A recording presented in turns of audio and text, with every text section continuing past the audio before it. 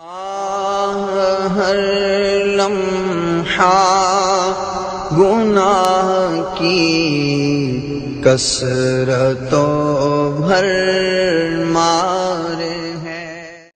Where our youngsters standing today, you'll find them in the alleyways, you'll find them in the street corners, you'll find them on the corners of the town center, you'll find them in these places. And what do they want? They want to get rich quick, they want to make the money, they want status of this world, they don't want to work very hard, they want it fast track, they want it so quick, they don't even care if they have to sell a few pills, sell a few tablets, mess up the life of others. They even care. They're selling drugs out there outside their own house.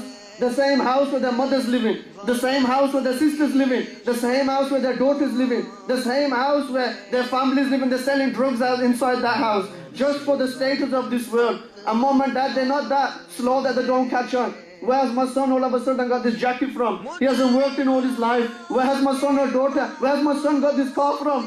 He's never ever got up till 2 p.m. in the afternoon. Where has my son got all these friends standing outside? Where has he got these chains from around his neck? Do they turn a blind eye? They know their son. They know their son's doing something wrong. But just because they gain the wealth of this dunya, just because the big house is being built back home, just for the status of this world, they'll turn a blind eye. And we know it's happening in our communities. There's no reason for us to deny this.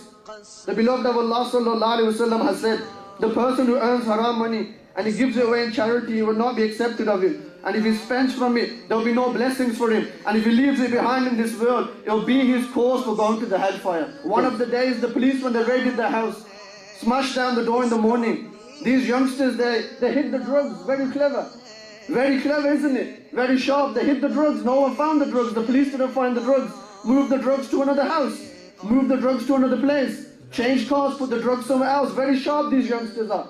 But how sharp were they? When the police knocked down the door and the non-mahram were looking through their sister's belongings, how sharp were they? When the non-mahram knocked down their door and they saw their mother in bed at 6 o'clock in the morning, how sharp were they? When the non-mahram went through their house, how clever are we? Selling drugs on our own doorstep for the status of this world, do anything. We say we look at Yazid and we wouldn't have done that, but we're doing it today. We're doing it today. In another incident, a 70-year-old mother, when she died, it was time for ghusl. They went to do her ghusl, and around her neck there was marks.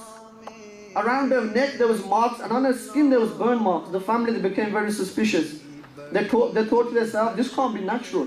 You know, these marks around here, the marks on her arms, this can't be right. So they called the police. The police thought, this old lady, who's going to kill her? They haven't taken any of her money. They haven't taken nothing from her house. They haven't robbed her. You know, who can the suspects be? What can the motive be for this woman's killing? What can somebody possibly gain from this old woman's death? The police, they didn't know what to do. After a long investigation, the inspector, he said, we investigated, we interviewed many people.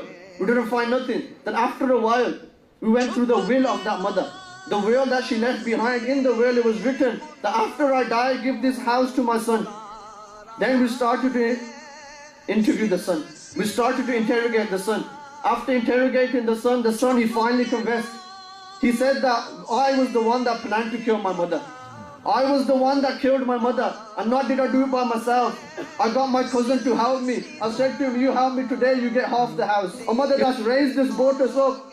For the love of this dunya, we say it doesn't happen anymore. It happened in Yazid's time. What's happening in front of us? For the love of this dunya, he said, we got an electric wire. We wrapped the wire while my mother was ironing. My cousin and me, we wrapped the wire around my mother's neck. We put the wire around my mother's neck.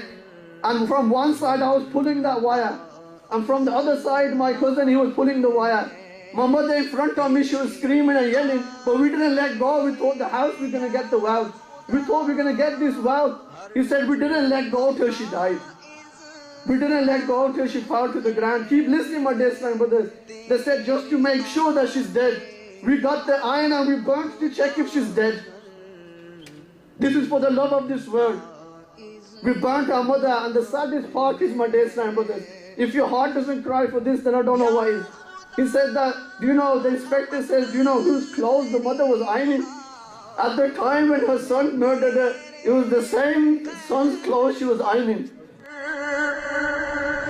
Ya Khuda rahmat teri hawi